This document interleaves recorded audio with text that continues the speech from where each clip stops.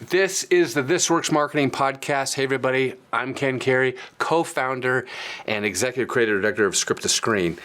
Had a great interview with a friend of mine, Tiffani Bova. Now, Tiffani Bova is not only one of those early tech geniuses, she's also an author of Growth IQ. We talk a lot about that today in our podcast.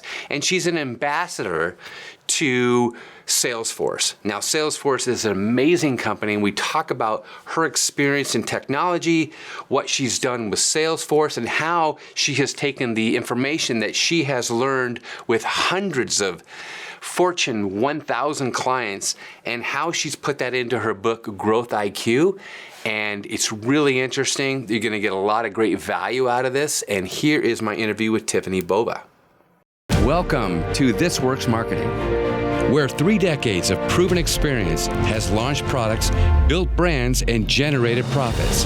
These are the stories behind the businesses that have been built.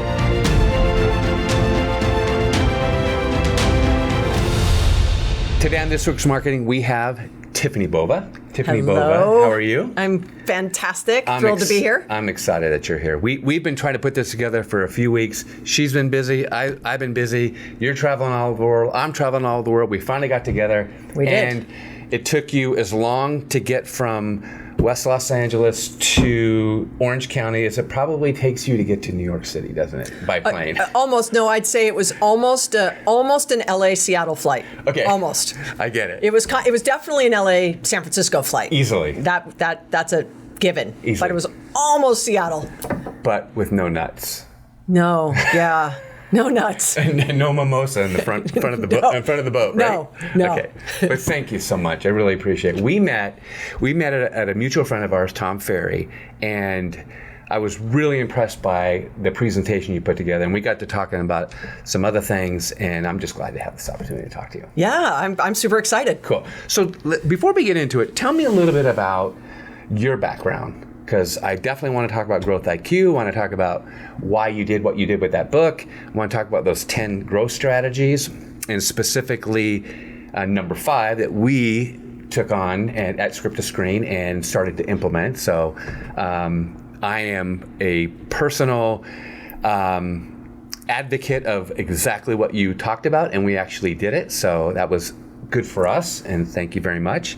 And then we'll talk a little bit about direct-to-consumer and what we do with our business and how you see that as a potential growth strategy in kind of your ecosystem. But before we get to that, tell me a little bit about yourself, your background, how'd you get into marketing? Now you're with Salesforce. You've been with Salesforce for a while, so tell me a little bit about yourself. Yeah, so I like to call myself a recovering seller.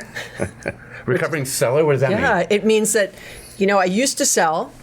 I used to carry a quota, used to run small sales teams for startups and medium-sized business, and then my last selling executive role, I ran a division of Gateway Computers, which was very much early in the direct-to-consumer, had our own retail stores, and I joined right as the stores were closing. That was the cows. It was the Holstein pattern boxes. That was beautiful. Brilliant. We got corrected, right? It was like the cow pattern? No. Holstein. Okay. Marketing clarification, right? Yeah. So the Holstein pattern boxes, yes. Yep. And so we were, closing down the stores and moving into retail. So from direct to consumer, sort of the original Apple stores. Wow. And then, and we were standalone, by the way, and brilliantly sort of within 3 miles of CompUSA stores. So there was a philosophy behind if people were going to drive to CompUSA, they would come and drive to us. And during that time, it tended to be more of a male buyer and all kinds of things. And when that demographic started to shift and people got more comfortable, it made no more sense to have the standalone stores and moved into retail. So that was really sort of my last selling job. But along the way, I picked up marketing and I picked up customer service. So now when I say I'm a recovering seller, it just means that I vicariously get to sell through, my clients, and obviously I work at Salesforce, so the sales team at Salesforce uses me quite a bit to help with deals, but I no longer carry a quota. Right.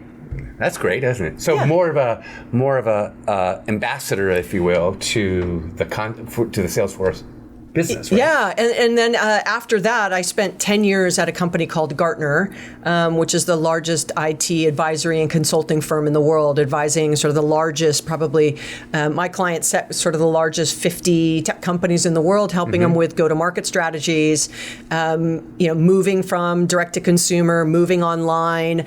How do you manage multiple channels and not compete against channels? And then, strategically how to deal with digital. And I was very early in the cloud and selling online and commerce online. So I sort of have watched that transition. That's like late 90s? Yeah, so late 90s, 99 to 2006. Right. I was actually working for the largest web hosting company in the US. I was a Loqua's beta client, Constant Contact's beta client. I mean, I've been doing this a long time. Wow.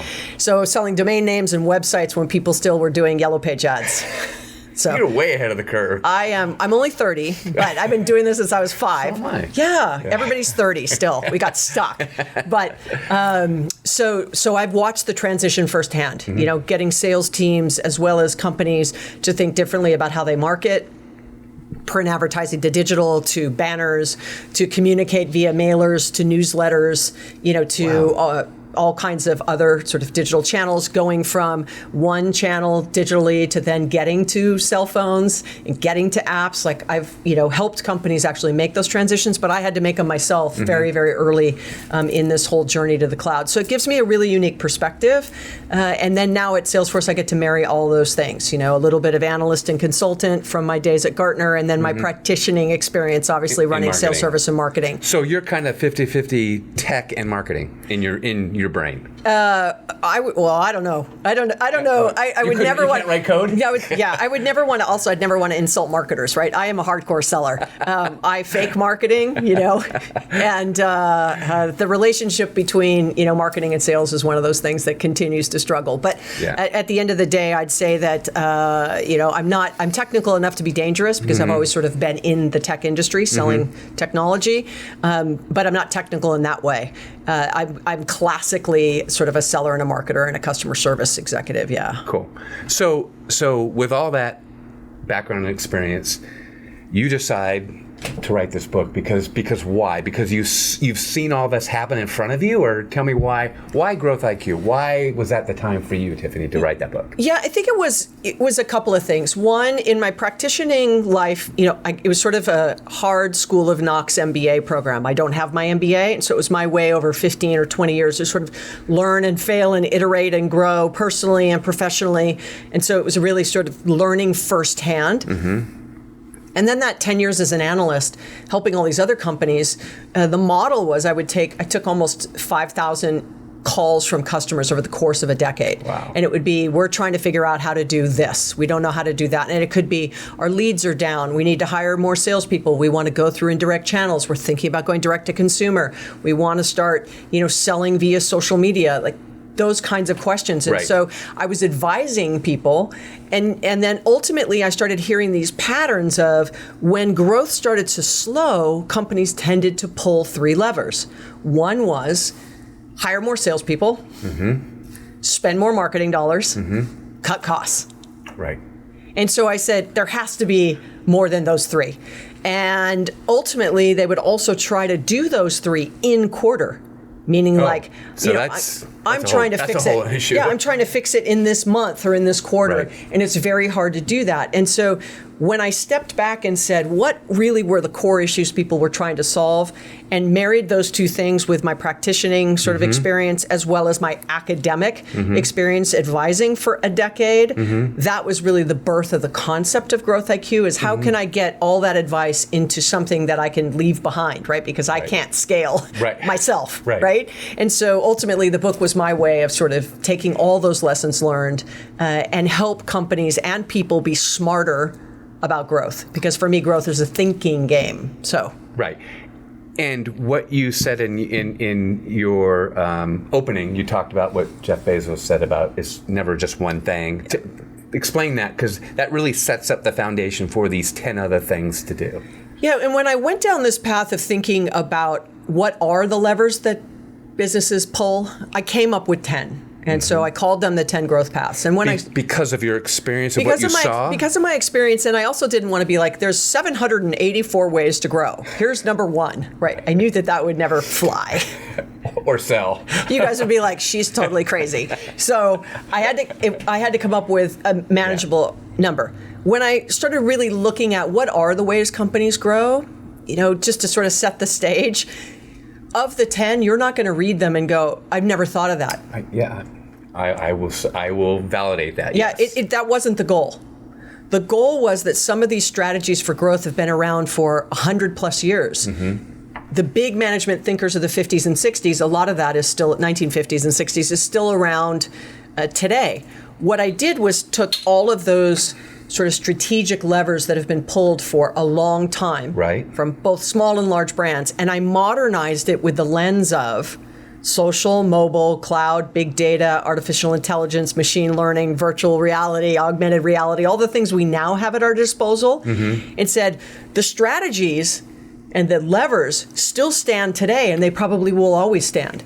They just deploy differently. Right? And so ultimately, that's where I really started to find the aha moments. One of which was what you just called out, which Jeff Bezos said in an earnings call back in 18. He said, look, if we have a good quarter this year, it's not because of something we did this year. It's from decisions we made 18 or 24 months ago.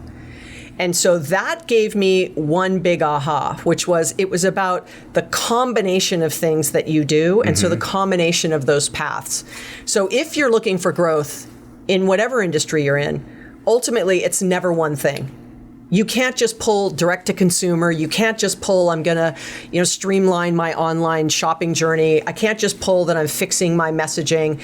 You have to do all of those things simultaneously. And so the combination of growth paths was one of the big ahas.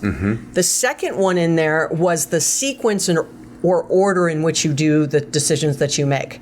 So for example, one of the examples in the book is McDonald's. Can I just stop? Yeah. What I like about, and what people will like about it, is that you give practical, real life examples of what you're talking about. You're not just saying, here's what it is, figure it out yourself. You're saying, here's what it is, and this is how it played out. That's what I loved about the book. Yeah, and why I did that was because many big, very successful business books, the authors will spend sometimes 3, 5, 10 years in hardcore research trying to come up with what it is. And that wasn't what I was going to do. So my hardcore research was 5,000 conversations and 15 years of actually doing the job.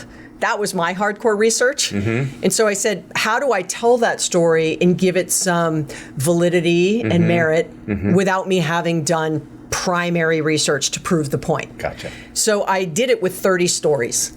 And so 20 of the stories are positive use cases of those particular growth paths by some very well-known companies around the world. And then 10 of them are cautionary tales of where a company took the wrong turn in those paths, so that people would have a balance of, here's a company, and I want to know what growth path they were on, in what combination did they do it, and in what sequence did they do it. Oh, okay, that makes sense. And then I'm going to read another story. Okay, now I understand that growth path, because I can relate to this particular brand, and I'm not telling someone what I think they should do. I'm letting the brand story tell them. Perfect. Right? Absolutely. And the reason I did that, by the way, is because I wrote the book I would want to read. So that's the way I learn. I'm a listen visual learner, not a read learner. And I like stories to tell me the story, and I remember the story versus the factoid.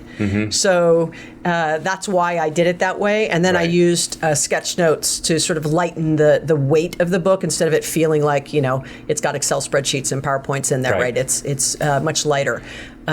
So that was really the feel of the book. Okay, so that makes sense to me. So when you could say, when you were saying in the book that, okay, so let's implement that into McDonald's. So you brought that up. I want to bring that back up again. But it's like now that's how I learned. But I can see how that actually happened and understand it and relate it to the triggers or whatever you're talking about, that growth sequence, and like that's how you learn. So maybe someone might be able to put those one and one together and get two. Yeah, I mean, listen, one of the things that is so difficult today in any business is, as an executive, whether you're a chief marketing officer or a CEO or a head of service or sales, is unfortunately, you don't take enough time to step away from the business, pause, and think about the business. You're just in the business.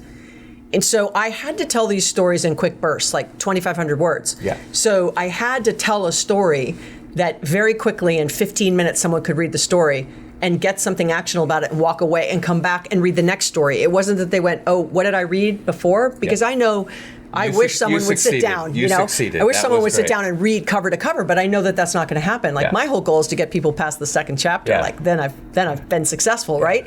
But like using the McDonald's example is the as a chief marketing officer and as a CEO, McDonald's was in a full-blown growth stall. And so the sales were slowing, and then just started to flatten out, and then just same-store sales started to just decline. And the customers were saying, we want all-day breakfast for like a decade. Right. And nobody was listening. So the new CEO came in and went, hey, we should do all-day breakfast. Nobody was listening. Wow. Okay. We should do all-day breakfast. And so everyone went, yes, that's a great idea. Like, hello, right? Anywho, so now it's time to roll out. So now they make the decision. So let's hypothetically say that the CEO of McDonald's said on Friday, we're going to launch all-day breakfast. And on Monday, all-day breakfast hit across the U.S., which is like 3,500 franchisees, including the ones that they have. Okay? So it would have failed miserably. Why? Because the menu was too heavy already. Okay. So adding one more thing was one. Two, the wait times were long in the stores, in the restaurants. As it was at the moment? Okay. Drive-thrus were long. So already the fast food experience was struggling. Right. The funnel was clogging as it was. And the third and the most important is you actually can't cook burgers and eggs at the same temperature.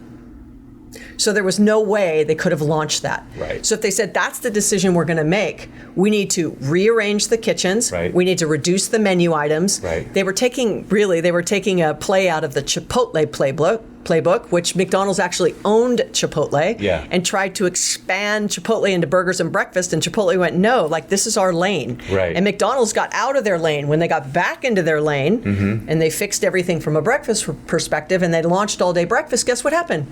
Growth went like this, right? It was one of their top selling items. Right. But had they done it out of order and launched before the kitchen was fixed and the menu was reduced, it would have just crushed on the weight of itself. Correct. So that's why the combination of things that they did, I want to sell a product I already have to an existing customer base I already have. Which is another growth strategy. Yeah. And also to a net new, like I'm going to capture people who might want breakfast at 5 p.m. because they're just getting off work. It's their morning. Which is another growth strategy. Which is another growth strategy, right? And then the sequence is you have to do these things before you launch. Yep. Right? And so now you can say, I totally understand the McDonald's story. I know the brand. I understand Egg McMuffins. I understand the kitchen. So the next time you think about launching a product, is everything done in the right order so that when you launch it, you give it a much better opportunity to succeed. Got it. Right? You know what's interesting is that now that you break that up, I didn't really catch the fact that you incorporated 3 different growth strategies into that story. I didn't get that. That's on me. But now I'm looking at this totally differently because I was looking at it as a siloed growth strategy. Yeah, so each of the stories actually pulls out. It's in one of the paths. So I picked a path. Yep. And then that's sort of the anchor path that McDonald's story tells, right? But then what it does is it starts to show what did it combine it with, and it starts to show the sequence. So that you see that it builds. Remember, it's not one thing. It's not one path. And so that you very quickly can see, oh, this was a 3 growth path strategy in this particular sequence. And here was the result. And so breakfast got them going like this. And then it started to flatten out again. So now what's the next thing that you have to come behind, right? And so they were testing digital and doing all kinds of things with delivery food and, what are the things that the customers might want next? Still shrinking down the menu, expanding a little bit, but what did they do? They got into bad habits, expanded the menu again, started to impact experience, and they're having to carve it back again. So this is what happens, the ebb and the flow of, you go back to, unfortunately, go back to bad habits. Yeah. It's interesting you talk about experience and that being one of the growth strategies, like, You can look at that way as to grow, or you can look at that way if McDonald's would have done that, it would have actually slapped in the face of that whole concept.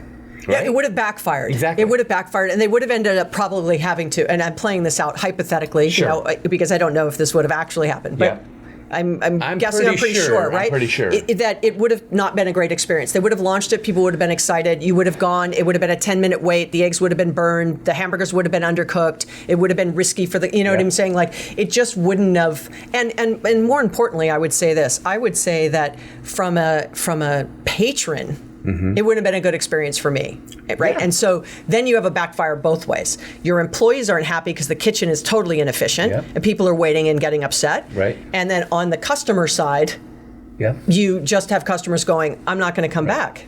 And then they scale it by doing this. I was in McDonald's today. Yes. It goes on Twitter, it goes everywhere, and you're screwed.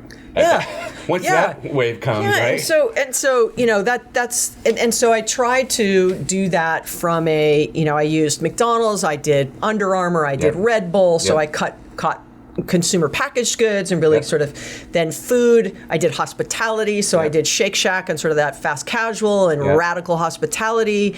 I did partnerships, and you know, I tried to wrapper some really good stories in different size companies in different phases of their you know, sort of history and career. And I even did, you know, John Deere, and I did Sears, and so I tried to make sure that the examples would resonate with different kinds of readers, because someone might go, I'm not that interested in John Deere, or I'm not that interested in Kylie Jenner, or I'm not that interested in Red Bull. That's okay, move on, read the next story. Yeah. Great. Now, I thought that was pretty interesting was the fact that, so once you put those all together, I started going back and going, okay, how does this relate to me? That's what I was going out of it. And I'm looking at growth strategy number 5, and that is diversifying your portfolio, for us, products and services. So our business has been creating television, direct response, and direct-to-consumer campaigns for a long time. We've been very blessed to have a lot of success doing that. Well, that really, when you talk to a certain audience, to start with us is a significant amount of money. Well, that eliminates a lot of people right off the bat. And if you can't get to that CEO, that CMO that has that growth mentality, you know, framework, if you will, that eliminates it even more. So what I took from that was like, okay, so diversify your products and services. So what we did was we broke it down into, you can just do a consulting service, you can do just social media, you can do just back-end financial modeling and optimization modeling, you can do short form, you can do long form, you can do the whole tamale, or you can hire this guy to speak at your place to explain to you how to do it, or you can actually buy a course. And if you want to invest in a course first with your team to get the team, onboard the team early to understand you're going to learn something that you probably didn't know before. So we've made 6 different products. Now our challenge right now is how to market each one of those. But I can look at that and go, that makes a lot of sense. That is diversifying what we have. And then, you know, you may be a CEO of a company, and I don't really know you're the CEO of the company, but you buy this quote unquote course and you sell it to your team, and it makes sense to you. Then you'll pull the trigger on the big dollar, because you don't want to go in big dollar and go and hope this works. Maybe you just want to test the waters a little bit, and it gives you an opportunity to be quote unquote incognito, you know, before you jump all in. So that's the way I took it. So is that from your perspective, is that what you were hoping to get out of maybe that kind of growth strategy? Yeah, and so I would say, so let's say that this was, I'm consulting and that was your question, right? I would have come back and said, well, what do your customers actually want from you? Right. Right. So that voice of the customer, especially for chief marketing officers. That should always be the question. It trumps everything, right? Yeah. And our CEO says all the time, behind every decision we make as a customer. And so going to 6 products, is that the right 6 products? I don't know, right? I would say, is that what your customers want? Is that what they were looking for? That what you had didn't fit what they were looking for, and you can't chase the mice. So it has to be something that you can scale, you can repeat, you have enough people for, like all of those things. Right. And so I would say, is that what your customer want? And if you come back and you go, yep, that's what our customers want, then I'd be like, fantastic. Right. Now the question is, how do you roll them out all at one time? Do you sequence it? do you test the waters and see, should we grab a group of customers, try to go get net new customers with these products and see what happens and get feedback and iterate and keep going. And then once you learn that one, go on to the next one. Yeah. And so, always the challenge is this pace and speed in which you're going to do something. And I think I call it the seller's dilemma. Is this goes back to the comment I made a little bit ago, is as an executive stepping back and taking a pause and looking from a strategic standpoint on what you should do, while at the same time you have to hit revenue numbers, right? And you have to keep the doors open and all those things. Well, unless you're publicly traded, you are the one that's in control of whether that makes you feel uncomfortable. If the street is measuring you, that's a different problem. Yep. And a different opportunity. But if you're private, the only person is, wow, our revenue is going to drop. That's all about ego. Like, I want to be X size company, and now I'm Y size company, and but I'm far more profitable. I'm much more predictable. My employees are happier. We've streamlined things. You've done all the right things, and so you're much more profitable, even though your top line might have dropped, right? And you might have cut things that were just not making sense. Right. And so public and private has two different challenges. Yeah. But I think if you are a small business, medium business, you're not publicly traded, you have a lot more freedom to try this stuff. Yeah. If you're publicly traded in like the McDonald's situation, where they're going to say, look, we're going to go through this. It's going to be a little painful over the next 4 or 5 quarters. But this is our plan to go out. The street kind of goes, okay, we'll give you a quarter or two to figure it out. And if you're not delivering, then we're not going to think you're doing this right. Correct. And, the very first quote in the book is Jenny Rometty, who is the chairman and CEO of IBM, saying growth and comfort never coexist. Yes. And at the time I wrote the book, she had like 22 quarters of no growth. The largest tech company in the world at the time. So ultimately, you really want to do hard changes like that. It's painful. It takes time. Everything has to align. The people, the process, the systems, the way you do things, all that has to align. So the bigger you are, the harder it is. Yeah. The smaller you are when you're private, the easier it is, but then it really requires you to trust the fact that you might fail, and that's okay. You have to be quick to course correct. It's interesting. As a small business with 25 employees, it actually isn't easier from my perspective because we still have a business that we need to bring in revenue, okay, and we need to service our big clients that we have. So there's only so much time in the day. So to take on another initiative, back to your other point, is what I've learned is I just have to take one of these at a time. One of these initiatives that my best scenario is to ask my present customers if this is something they need. Yes. And then I've done that and I've learned that the bigger companies, they would actually purchase a course to onboard their team to that market. Now, to the person who doesn't have, $50 to $100 million marketing budget, that's not their cup of tea. They're like, why don't you, can you do some direct to consumer marketing just on social to see if we got something for X amount of dollars. Yes. Which is great. But to me, now I have to look at, okay, how do I turn that ship? And who do I put in on these teams to because it's the total mind shift. When you're doing a campaign where someone's paying you $1 million and you're doing a campaign where someone's paying you $50,000, you can't do over here what you do here.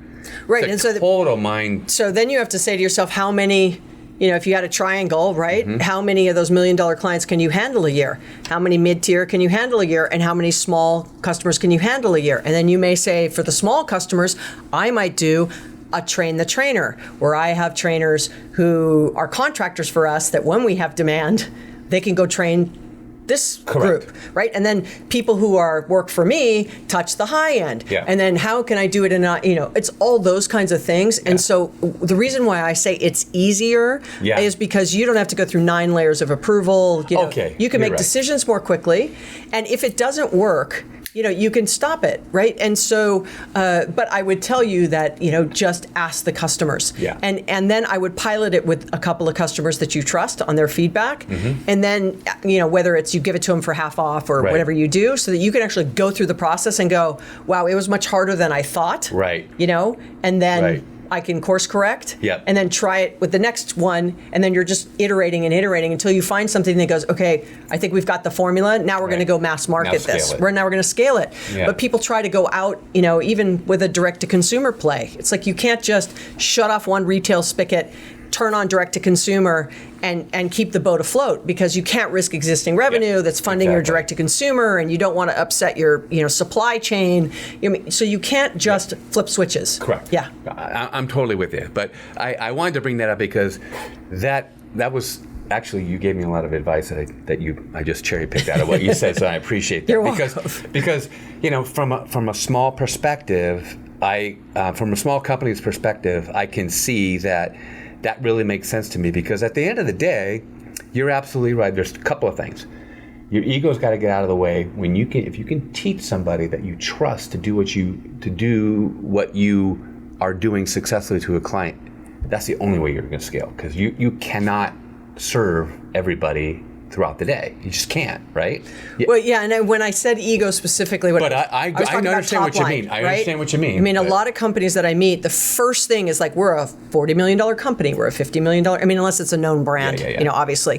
The first thing they lead with is how big their revenue is. And while that's interesting to me, it's like, well, how profitable are you? Yeah.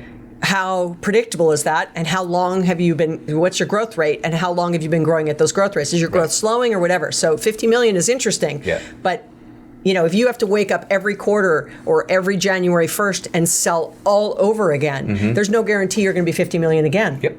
Right. And so, that's why a lot of brands are doing these sort of recurring revenues, and, like Birchbox, and you put everything in a box, it's $29.99, or I'm going to, refill your razors every month. You don't have to think about it, or your diapers, like The Honest Company, or, where they're saying, I don't want to leave it to the consumer to forget that they have to do it, because then they'll go and buy another brand. I want to get them locked in on, buying from me on a regular basis. Yep. And so that's why, the more you can build into this kind of predictable understanding, that's why, to our friend, that's why real estate is so hard, right? Yep. Because there's no way to build unless you're renting. You buy something and you're renting, obviously that's predictable. But if you're a real estate agent, it's like every day you wake up, it's like you're hustling nonstop, right? And that's a grind. Yeah. And there's very little predictability. Yeah. And and you're vulnerable to the market at the same time. And you're vulnerable to the market at the same time. Which is kind of what's happening, not as bad as it did a few years ago, but yes. Yeah.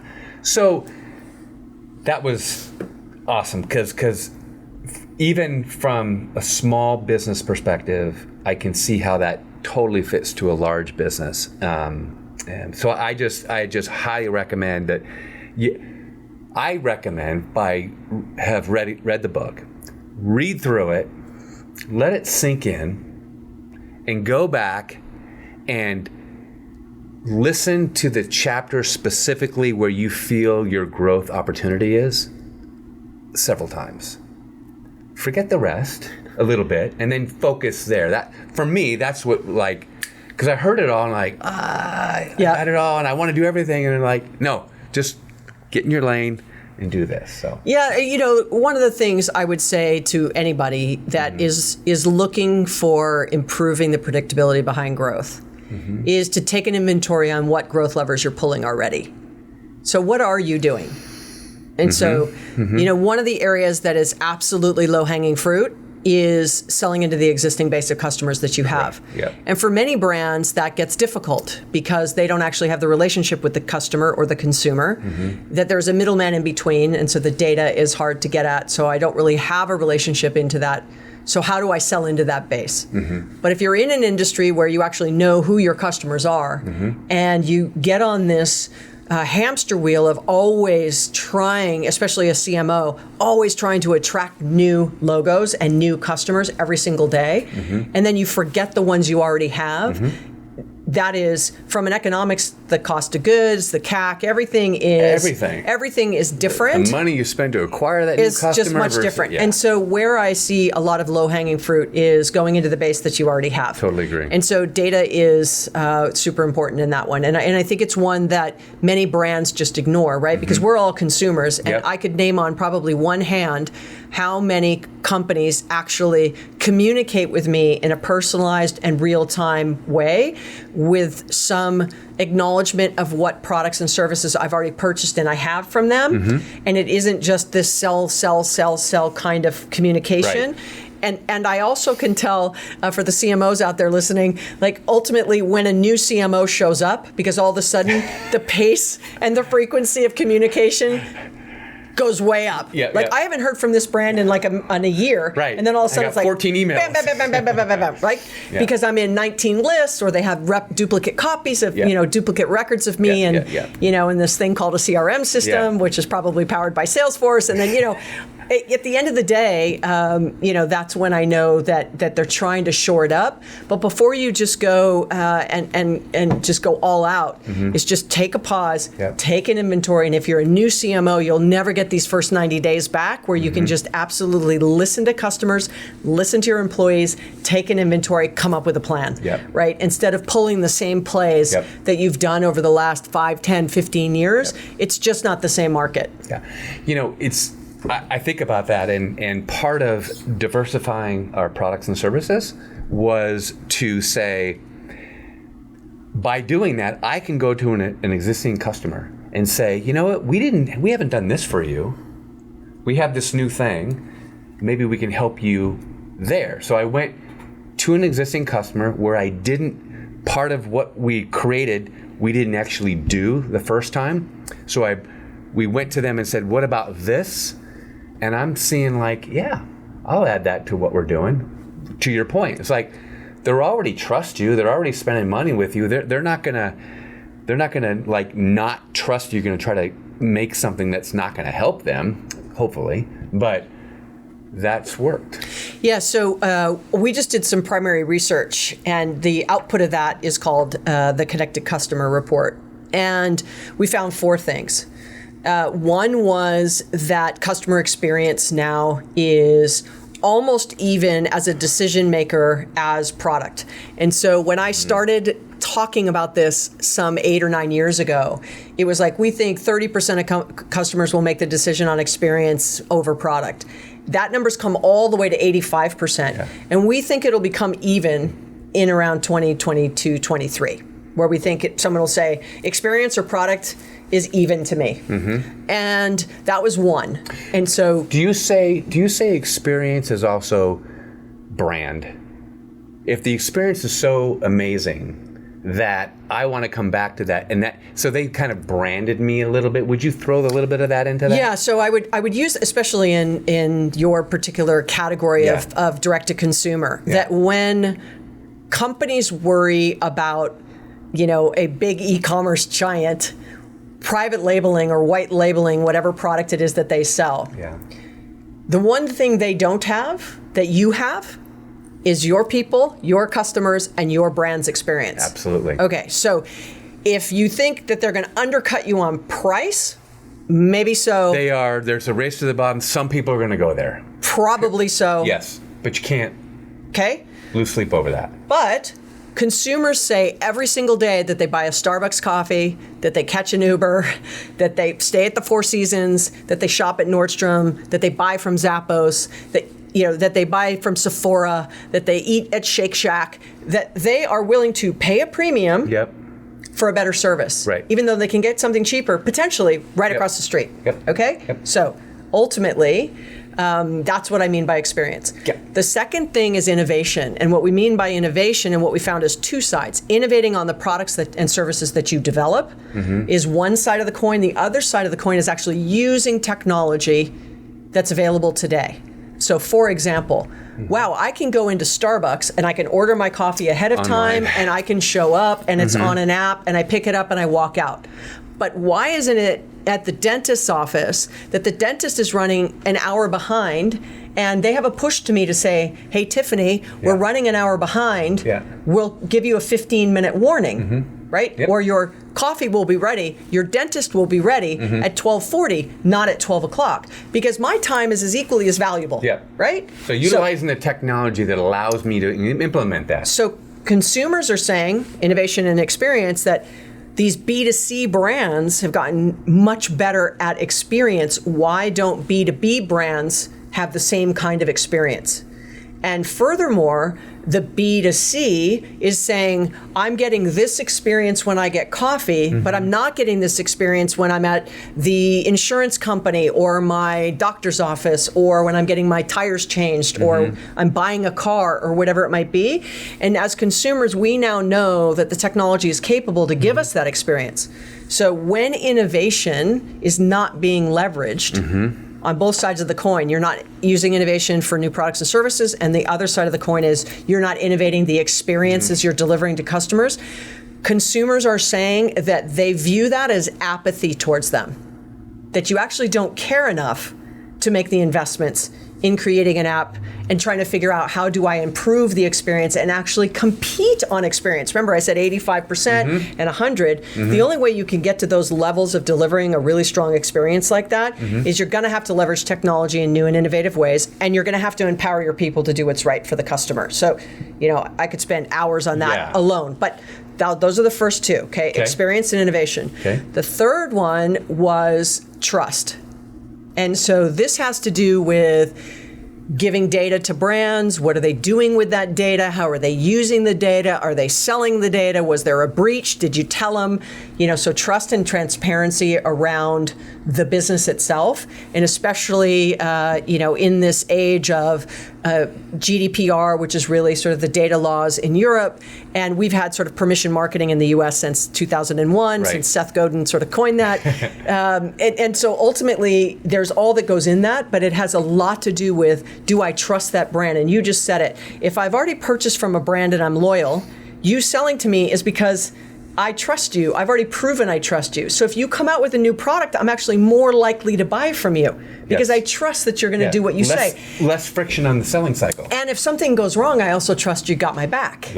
Right? You better. You better, right? And so trust was the third one. And so consumers on both the B2B side and the B2C side, so I don't care about if it's D2C, right? It's just on B2B or B2C, that they're saying, if I trust the brand, I'm more likely to spend more frequently. If I don't trust the brand, then I'm actually not going to do business with them, right? And if my trust is broken, I may pull the ripcord on saying, there was a breach. They didn't tell me I'm out, right? And everything that's happened, especially like in financial services and things like that. Yeah, exactly. Right. The fourth one is values. That is consumers saying and businesses saying that they only want to do business with companies where they align with their values. And so if you're manufacturing a product, are you using environmentally friendly products? Is it sustainable? So I'm just going to give an example, right?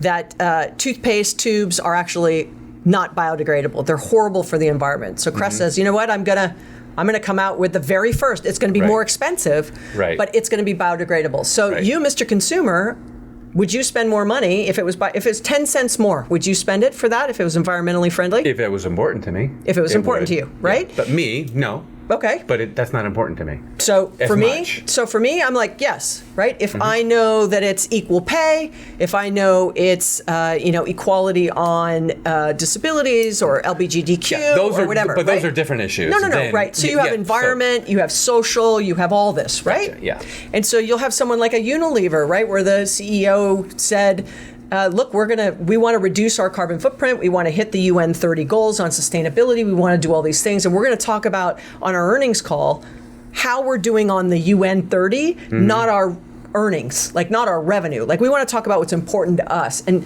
we want to try to capture consumers that are interested in these same social things away from our competitors because that makes us unique. So, right, you've got customer experience, you've got innovation, you've got trust, you've got values.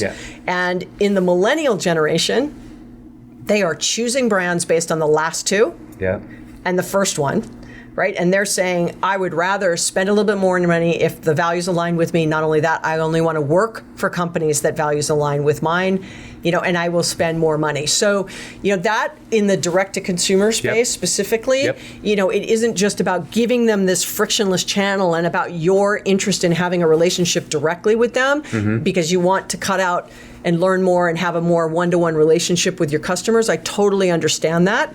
Full stop.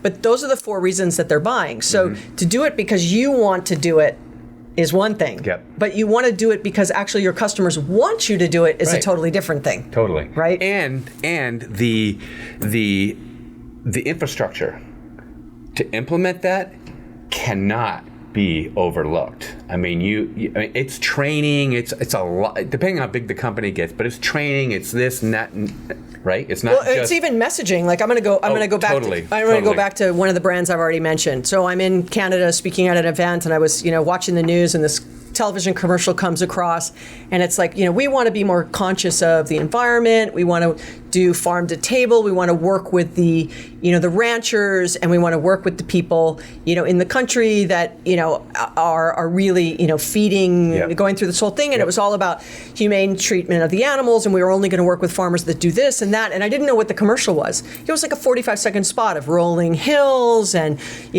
cowboys and the whole 9 yards, and it was a McDonald's commercial. And you didn't even know it.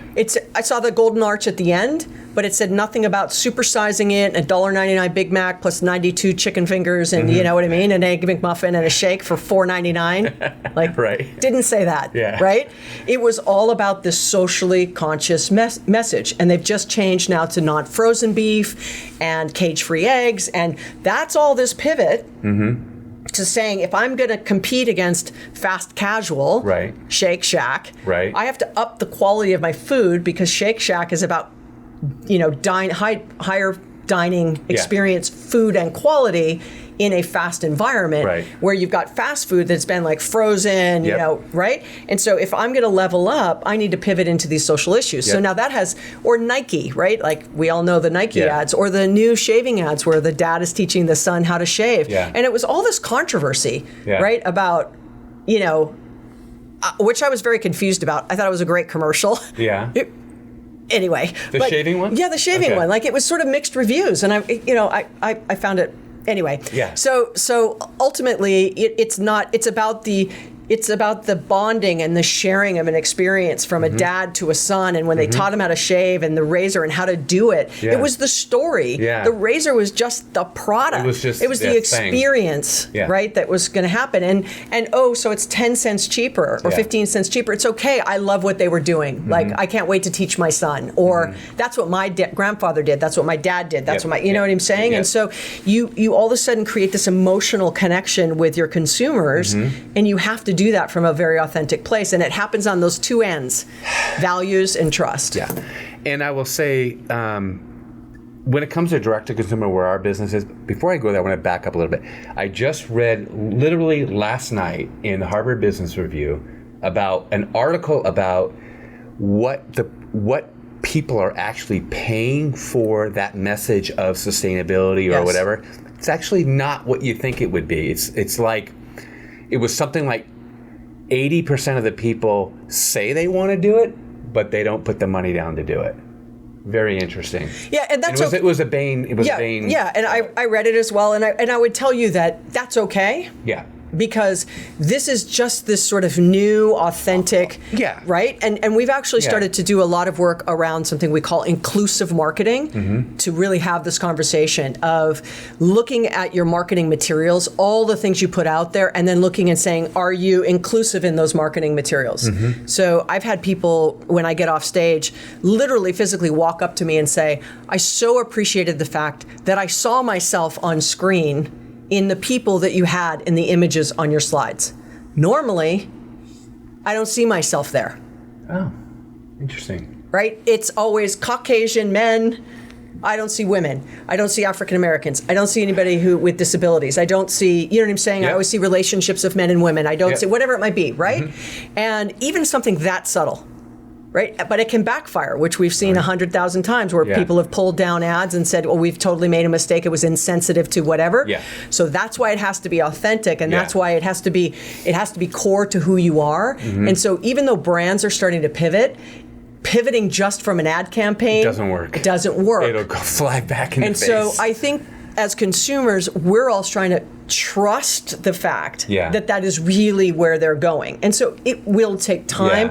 The good news is a lot of very big brands are making making a pivot. And that's what really matters, right? It's not going to happen overnight. Right. And so consumers will eventually go, okay, I trust the fact that when they say, I mean, how many times has it said, it's no testing on animals and you find out it was, or it's and you find out it was, or it's safe for and you find out it wasn't. Right? We don't hire kids and find out you do.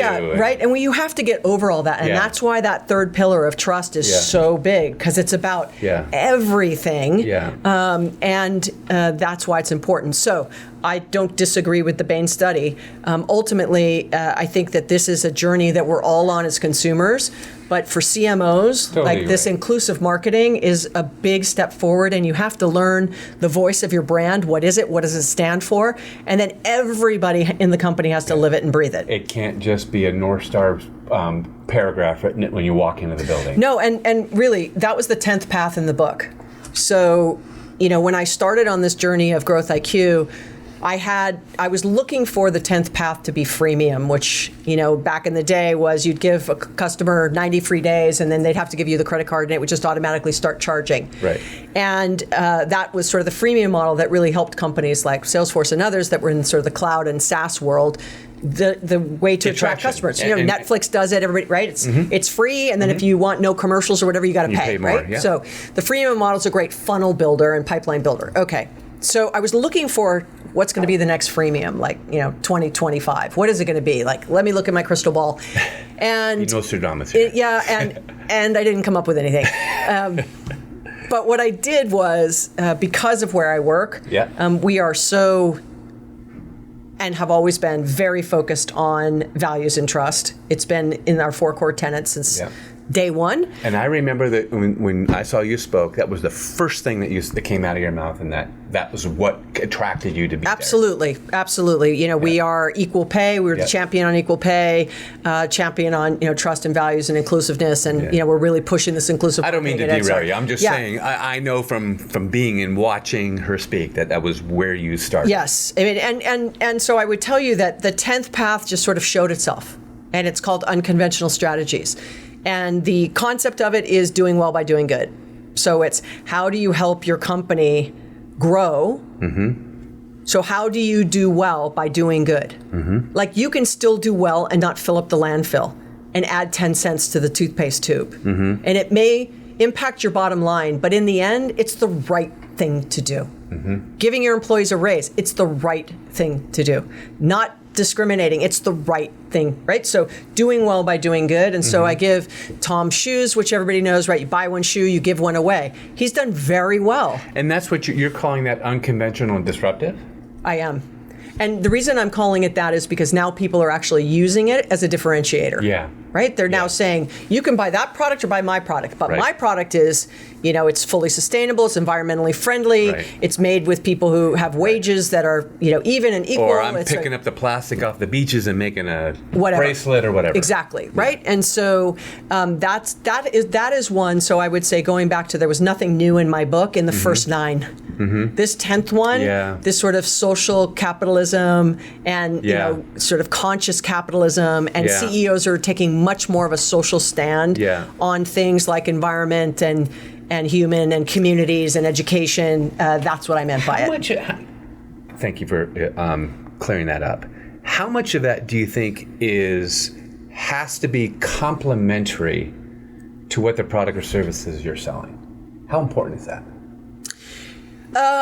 Tom's is very complimentary. I'm giving away shoes. I make shoes. I'm giving away. That's complimentary. Yeah, and you look at what's happened. Socks companies now do it. They've actually created a whole program where other companies can replicate the model, and Tom's teaches you how to do it. Yeah, Frank's Crazy Socks does that. Okay? Yeah. All right. So we all can learn. There's always a way, right? Mm-hmm. Glasses, shoes, wheelchairs, crutches. Mm-hmm. I mean, there's all kinds of ways to do it, right? So I'd say that I always see a play. But would you say the best strategy is to really, whatever that unconventional or disruptive aspect is to align it as close as you can to what you do as a company? Sure, like we can go to toothpaste. Like we can just go back to toothpaste. Right. So there's a statistic out that says that there are more smartphones on the planet than toothbrushes.